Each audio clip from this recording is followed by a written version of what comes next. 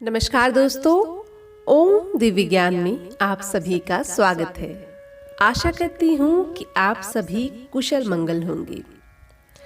दोस्तों, आज का प्रसंग, आज की कहानी बहुत ही ज्ञानवर्धक और पावन कहानी है।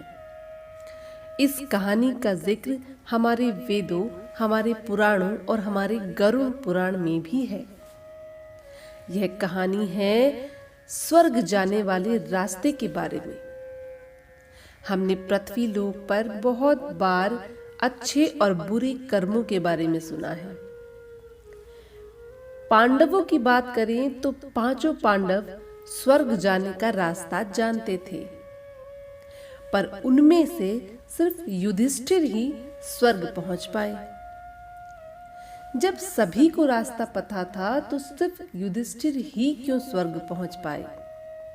और ऐसी क्या बातें हैं जो हमें अपने जीवन में करने चाहिए ताकि हम अपने प्रभु के निकट पहुंच सकें, ताकि मरने के बाद हमारी आत्मा प्रभु में विलीन हो सके, प्रभु भी हमें स्वर्ग लोक में प्रवेश करने दे। तो स्वर्ग लोक का एक पक्षी यही कुछ बातें आपको बताता है, और पृथ्वी लोक पर अगर आप उनका अनुसरण करते हैं तो आप प्रभु धाम जल्दी पहुंच जाएंगे।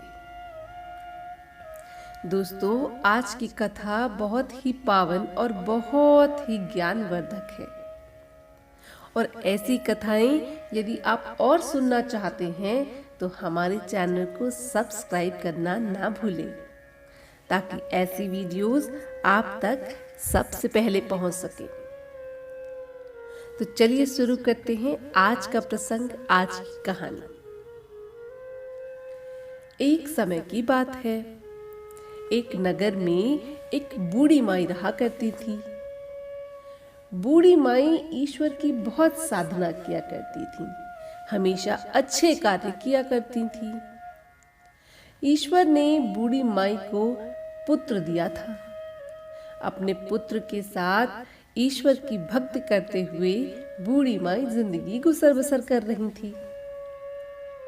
कुछ समय बाद बूढ़ी माई ने अपने बेटे की शादी कर दी।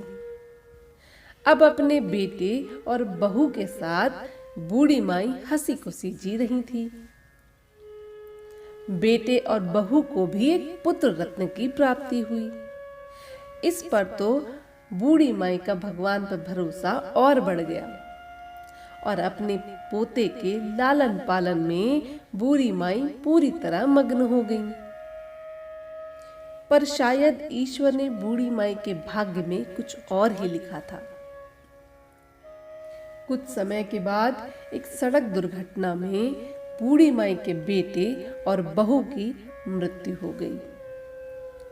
बूढ़ी माई को इससे बहुत आघात पहुंचा, पर बूढ़ी माई ने ईश्वर को धन्यवाद भी किया कि उन्होंने उनके पोते को बचा लिया। अब अपने पोते के सहारे बूढ़ी माई फिर से अपनी जिंदगी शुरू कर सकती हैं। बूढ़ी माई ने अपने पोते को उतने ही लाड प्यार से पालना शुरू किया। धीरे धीरे पोता बड़ा होने लगा। बूढ़ी माई ने उसका नाम शिव नारायण रखा। अब शिव नारायण धीरे धीरे बड़ा होता गया और अपने कुछ मित्र बना लिए। उनमें से 3 मित्र थे जो शिव नारायण के बहुत ही पास थे, वे उसके सच्चे मित्र थे। बूढ़ी माई अपने पोते को रोज नई नई सुविचार वाली कहानियां सुनाती, ईश्वर से जुड़ी कथाएं, अपने गरुड़, अपने पुराणों से जुड़ी कथाएं सुनाती। बूढ़ी माई चाहती थी कि उनका पोता भी ईश्वर की भक्ति करे और सद्मार्ग पर चले। एक दिन शिव नारायण ने अपनी दादी से पूछा कि दादी माँ, आप रोज मुझे भगवान की कहानियां सुनाती हैं, स्वर्ग लोक नर्क के बारे में बताती हैं, पर मैं देखना चाहता हूं कि आखिर स्वर्ग लोक कैसा होता है। बूढ़ी माई ने सोचा कि अभी शिव नारायण बहुत छोटा है, कोई भी जगह दिखा देती हूँ, इसके लिए वही स्वर्ग होगा। बूढ़ी माई शिव नारायण को लेकर कुछ धाम पहुंची। उसने कहा, यही है स्वर्गलोक। पर शिव नारायण नहीं माना।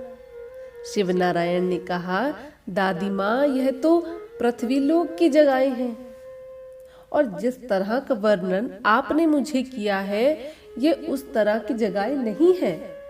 दादी माँ, आप मुझे सच सच बताइए, मैं स्वर्गलोक के दर्शन कर पाऊंगा क्या नहीं? अब दादी माँ ने शिव नारायण से कहा, बेटा, स्वर्गलोक ईश्वर का धाम होता है। वहां तक पहुंचना जीवित इंसान के बस की बात नहीं। हाँ, ईश्वर चाहे तो यह मुमकिन है, पर उसके लिए तुम्हें ईश्वर की साधना करनी पड़ेगी, अच्छे पुण्य करने पड़ेंगे। तुम्हारे कर्म, तुम्हारे पुण्य अगर हैं तो ईश्वर तुम्हें खुद ही अपने धाम ले जाएंगे। अब शिव नारायण ने दादी की ये बात अपने मन में रख ली और अपने मन में उसने यह जिद पाल ली कि अब तो कुछ भी हो जाए, मैं स्वर्गलोक देख कर रहूंगा। अब शिव नारायण प्रभु भक्ति करने लगा, अच्छे पुण्य कर्म करने लगा, ताकि उसे स्वर्गलोक दिख जाए। कुछ समय बाद शिव नारायण की प्रार्थना भगवान के कानों में गूंजने लगी। भगवान ने देखा कि एक नन्हा बालक उनसे इतनी प्रार्थना कर रहा है कि वह उनका धाम देखना चाहता है। माता लक्ष्मी, माता पार्वती ईश्वर से बोली, हे प्रभु, इतना नन्हा बालक आपसे एक राह की उम्मीद कर रहा है, कृपया उसकी मुश्किलें दूर कीजिए। भगवान ने कहा, ठीक है, हम इस बालक को रास्ता जरूर दिखाएंगे। अब शिव नारायण रात्रि में सोया हुआ था तो ईश्वर उसके सपने में आए। सपने में भगवान को देखकर शिव नारायण ने भगवान को प्रणाम किया। भगवान ने कहा, शिव नारायण, बताओ तुम क्या चाहते हो? शिव नारायण की बस एक ही इच्छा थी, हे ईश्वर, आपने मुझे दर्शन देकर धन्य कर दिया, पर मैं एक बार आपका धाम स्वर्गलोक देखना चाहता हूँ। कृपया मुझे मार्ग दिखाएं, मेरा मार्गदर्शन करें। भगवान ने कहा, पुत्र, वहां पहुंचना इतना आसान न होगा। तुम्हें बहुत सारी परीक्षाओं से गुजरना होगा, बहुत अच्छे कार्य करने होंगे। शिव नारायण ने कहा, हे ईश्वर, आप जो कहो मैं करने के लिए तैयार हूं, पर मेरा मार्गदर्शन कीजिए। भगवान ने कहा, अच्छी बात है, तो यह लो। यह कहकर भगवान ने उन्हें एक जादुई संदूक दे दिया। ईश्वर ने कहा, अपनी जिंदगी में जिस दिन इस संदूक को तुम अपने पुण्य कर्मों की मुद्राओं से भर दोगे, उस दिन तुम्हें स्वर्गलोक के दर्शन हो जाएंगे। पर याद रहे शिव नारायण, जितने तुम पाप करोगे उतनी मुद्राएं कम भी होती जाएंगी। इसीलिए ध्यान रहे कि पाप और पुण्य तुम्हारे हाथों में है। इस संदूक को भरकर ही तुम ईश्वर के दर्शन पा पाओगे, उनका धाम देख पाओगे। यह बोलकर भगवान अदृश्य हो गए। सुबह शिव नारायण उठा तो देखा कि उसके बिस्तर के पास एक संदूक रखा है। दादी से जाकर पूछा तो दादी ने कहा कि वह इस संदूक के बारे में कुछ नहीं जानती। अब शिव नारायण ने सोचा तो जो उसने स्वप्न रात में देखा था वह सचमुच ईश्वर ही थे। ईश्वर उसे रास्ता दिखा रहे थे कि किस तरह वह स्वर्गलोक जा सकता है। अब शिव नारायण ने अपनी यह बात अपने तीनों दोस्तों को बता दी, पर उसके दोस्तों ने उनकी इस बात पर यकीन नहीं किया। उसने कहा, आज की इस दुनिया में कोई व्यक्ति पाप और पुण्य के चक्कर में नहीं पड़ता शिव नारायण। ये स्वर्गलोक, नरकलोक, यह सब कहने की बातें हैं। तुम कहाँ इन सब के चक्कर में पड़ते हो? अपना जीवन जियो और पाप और पुण्य ईश्वर पर छोड़ दो।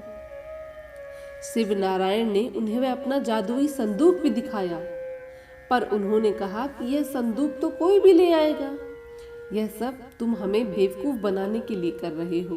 यह कहकर उसके तीनों दोस्तों ने उनका बहुत मजाक बनाया, पर शिव नारायण ने हार नहीं मानी।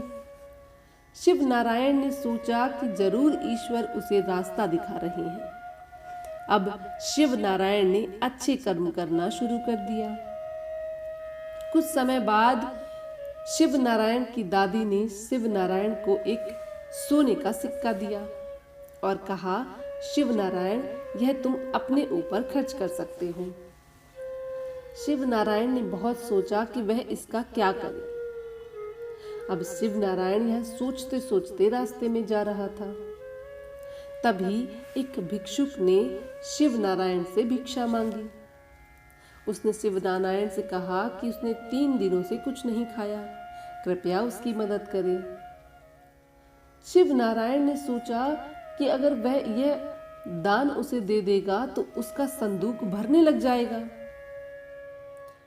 शिव नारायण ने दान तो दिया, पर यह अपने दोस्तों को दिखा दिया।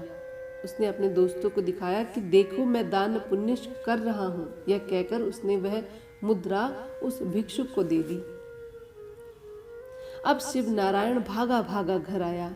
आज तो उसने पहला पुण्य का काम किया था, जरूर उसके संदूक में मुद्राएं बढ़ गई होंगी। पर आकर देखा तो संदूक खाली का खाली।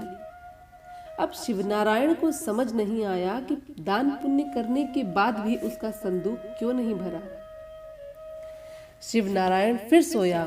उसने भगवान को फिर याद किया। इस बार ईश्वर उसके स्वप्न में फिर से आए। शिव नारायण ने ईश्वर से पूछा कि हे ईश्वर, मैंने दान पुण्य भी किया, पर यह संदूक में एक भी मुद्रा नहीं है। ईश्वर ने कहा, पुत्र, सबसे पहले सीख, दान पुण्य इसलिए नहीं किया जाता कि उसके बदले में आपको कोई इच्छा हो। उसके बदले में यदि आप कुछ मांग रहे हैं तो वह दान पुण्य नहीं है। दूसरी बात, दान पुण्य लोगों को दिखाकर या दिखावे के लिए नहीं किया जाता। यह अपनी मन की श्रद्धा से किसी के अच्छे भविष्य के लिए किया जाता है। तुमने दान पुण्य करते समय अपने दोस्तों को दिखावा किया और सोचा कि बदले में तुम्हें तुम्हारे संदूक में मुद्राएं मिलेंगी। इसी इच्छा के कारण तुम्हारे संदूक में कुछ नहीं आया। अब प्रभु की बातें शिव नारायण समझ गया। उस दिन से शिव नारायण ने प्रण लिया कि वह अब जो भी कार्य करेगा, अपने लिए कुछ नहीं मांगेगा, सिर्फ यही सोचेगा कि उसमें किसी और की भलाई छुपी हो। अब शिव नारायण ने संदूक के बारे में सोचना छोड़ दिया और धीरे धीरे शिव नारायण पुण्य कर्म करने लगा। अब वह दूसरों की मदद करता, भूखों को खाना खिलाता, जीव जंतुओं को खाना खिलाता। शिव नारायण ने एक बार भी अपना संदूक खोलकर नहीं देखा कि वह भरा या नहीं भरा। इस तरह से शिव नारायण के जीवन के 10 साल बीत गए। अपने 10 सालों में अब शिव नारायण बहुत बदल चुका था, पर उसके वह 3 मित्र नहीं बदले थे। अब शिव नारायण के मन में एक बात थी कि वह अपने इन तीनों दोस्तों को कैसे सद्मार्ग पर लाए। एक दिन फिर शिव नारायण को याद आया कि ईश्वर ने उसे संदूक दिया था। उसने जाकर देखा तो संदूक तो कब का भर चुका था। उसमें से कुछ मुद्राएं बाहर भी गिर रही थी। अब शिव नारायण ने सोचा कि यदि उसे एक मौका भगवान से मिलने का मिले तो वह कोई ऐसा मार्ग पूछेगा जिससे वह अपने इन तीनों दोस्तों को भी अच्छे मार्ग पर ला सके। उसे याद आया कि वह प्रभु धाम जा सकता है क्योंकि उसका संदूक भर चुका है। अब अपना संदूक लेकर शिव नारायण प्रभु धाम को निकल चुका। रास्ते में उसने देखा एक साधु बैठा रो रहा है। शिव नारायण साधु के पास पहुंचा। हे साधु, आप इस तरह क्यों रो रहे हैं? साधु ने शिव नारायण से कहा कि पूरे जीवन उसने तप किया, पूरे जीवन पुण्य कर्म करके उसने अपने संदूक भरा ताकि वह प्रभु धाम जा सके। पर वह विश्राम कर रहा था और इतने में उसका मुद्राओं से भरा संदूक कोई चुरा ले गया। अब वह प्रभु धाम कैसे जाएगा? शिव नारायण परोपकारी तो बन ही चुका था। शिव नारायण ने कहा, हे साधु, आप मेरा संदूक ले लीजिए, इसमें भी सारी मुद्राएं हैं, यह भी भरा हुआ है। साधु ने कहा, नहीं पुत्र, तुमने बहुत मेहनत से अपने जीवन में अच्छे कर्म करके इस संदूक को भरा है, मैं इसे नहीं ले सकता। अगर मैं इसे लेके प्रभु धाम गया तो प्रभु जी मुझसे पूछेंगे कि यह आपकी मेहनत का फल नहीं है, यह किसी और की मेहनत का फल है। शिव नारायण ने कहा, पर हे साधु, यह मैं आपको अपनी इच्छा से दान कर रहा हूँ और आपकी उम्र अभी कम बची है, इसे लेकर प्रभु धाम चले जाइए। मेरे पास अभी पूरी जिंदगी है, मैं फिर से मेहनत करके एक और संदूक भर लूंगा।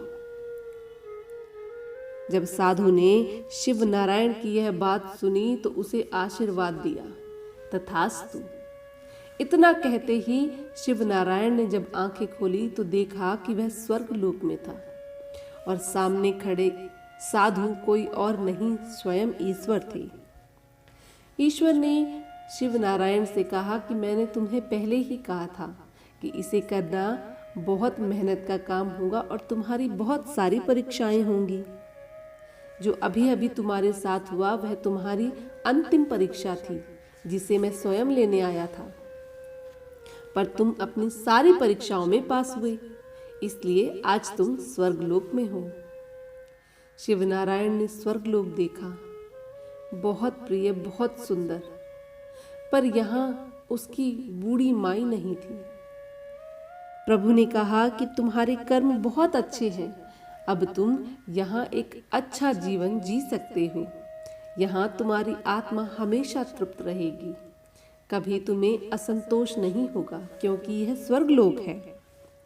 शिव नारायण ने प्रभु को प्रणाम किया और कहा, हे ईश्वर, मैं यहाँ नहीं रह सकता। वहाँ पृथ्वी लोक पर मेरी बूढ़ी माई मेरा इंतजार कर रही हैं। उनका मेरे अलावा और कोई नहीं है, मुझे अभी उनकी देखभाल करनी है। मेरा कर्म वही है। उनको छोड़कर यहाँ अपनी आत्मा को तृप्त करके मैं कभी संतोष में नहीं रह पाऊंगा। मुझे हर पल उनकी याद आएगी। ईश्वर, मुझे अभी पृथ्वीलोक जाना ही होगा। मैं स्वर्गलोक देखना चाहता था, मैं देख चुका। आपने मेरी इच्छा पूरी करी, इसके लिए मैं आपका बहुत आभारी भी हूँ। जब भगवान ने शिव नारायण के मुंह से ऐसी बातें सुनी तो भगवान बहुत प्रसन्न हुए। शिव नारायण, तुम वाकई एक दिव्य पुरुष हो, मांगो, क्या वर मांगते हो? शिव नारायण ने कहा, ईश्वर, आपके दर्शन हो गए, मुझे सब मिल गया, परंतु फिर भी मैं चाहता हूँ कि मुझे आप एक मार्ग दिखाएं। मेरे 3 दोस्त पृथ्वीलोक पर हैं जिन्हें सद्मार्ग मैं दिखाना चाहता हूँ, कृपया मेरा मार्गदर्शन करें। मैं उन्हें कैसे बताऊं कि मैं आपसे मिला था? मैं उन्हें कैसे बताऊं कि वाकई पुण्य और पाप स्वर्गलोक का रास्ता दिखाते हैं? ईश्वर ने कहा कि मैं तुम्हें स्वर्गलोक के पक्षी देता हूँ। यह ले जाकर जब तुम उन तीनों को दिखाओगे तो उन्हें यकीन हो जाएगा कि वाकई इंसान अच्छे कर्म करे तो प्रभु धाम जा सकता है। तथास्तु बोलकर ईश्वर फिर अदृश्य हो गए। अब लक्ष्मी नारायण ने देखा कि वह अपने घर में है और 2 स्वर्गलोक के पक्षी उसके साथ हैं। उसने अपने तीनों दोस्तों को बुलाया और वह तीनों दोस्त उन 2 पक्षियों को देखकर, उन 2 अद्भुत पक्षियों को देखकर बिल्कुल हैरान थे। तीनों दोस्तों ने शिव नारायण से पूछा, ये पक्षी कौन हैं और उसे कहाँ से मिले? शिव नारायण ने अपने दोस्तों को बताया, इन स्वर्गलोक के पक्षी को भगवान ने स्वयं उसके अच्छे कर्मों के बदले पृथ्वी पर उसके साथ भेजा है। तीनों दोस्तों को यकीन ना आया और तीनों दोस्त पक्षियों से कहने लगे, ये स्वर्गलोक के पक्षी हैं, हम कैसे मान लें? इतने में एक पक्षी बोल उठा, हे मानव। उसकी आवाज सुनकर मानो तीनों लोग स्तब्ध रह गए। यह पक्षी बोल सकते हैं? जब तक शिव नारायण कुछ बोल पाता, इतने में वह पक्षी दोबारा बोला, हे मानव, हम स्वर्ग लोक के पक्षी हैं। शिव नारायण एक दिव्य आत्मा है। इसके अच्छे कर्म इसको भगवान तक ले गए। आज हम तुम्हें 3 बातें बताते हैं जिनका अनुसरण यदि तुम अपने जीवन में करोगे तो तुम भी प्रभु धाम तक जा सकते हो। तीनों दोस्त हाथ जोड़े दोनों पक्षियों के सामने खड़े थे। पहली बात यह थी कि तुम अपने जीवन में दान पुण्य किया करो।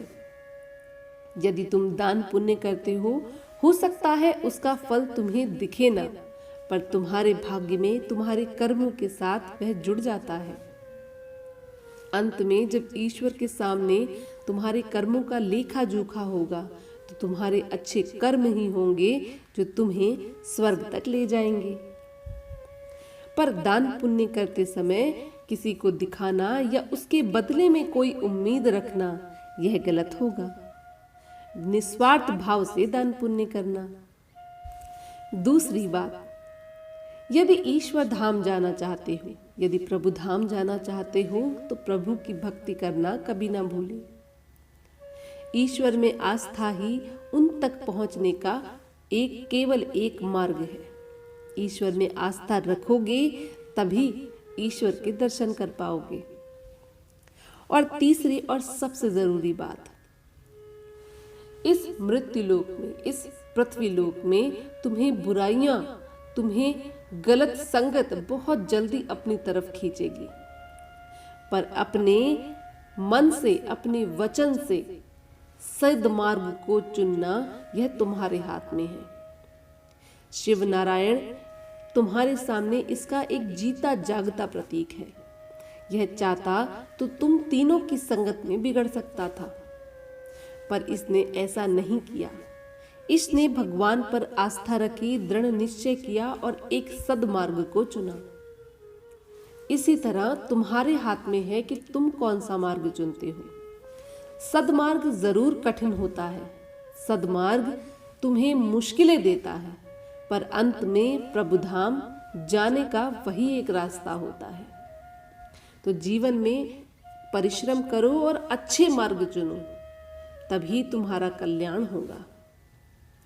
स्वर्ग पक्षी की यह बातें सुनकर तीनों दोस्त समझ गए कि शिव नारायण उन्हें सही कह रहा था। उन्होंने दोनों पक्षियों से कहा कि अब वह उनकी कही बातों का अनुसरण करेंगे और सदमार्ग पर चलेंगे। दोस्तों, यह कहानी स्वर्ग पक्षी की थी और यह बातें स्वर्ग पक्षी ने गरुड़ पुराण में बताई हैं। अगर आप भी इस तरह की और वीडियो देखना चाहते हैं तो कृपया हमारे चैनल को सब्सक्राइब जरूर करें, अच्छे कमेंट करें और वीडियो को लाइक जरूर करें।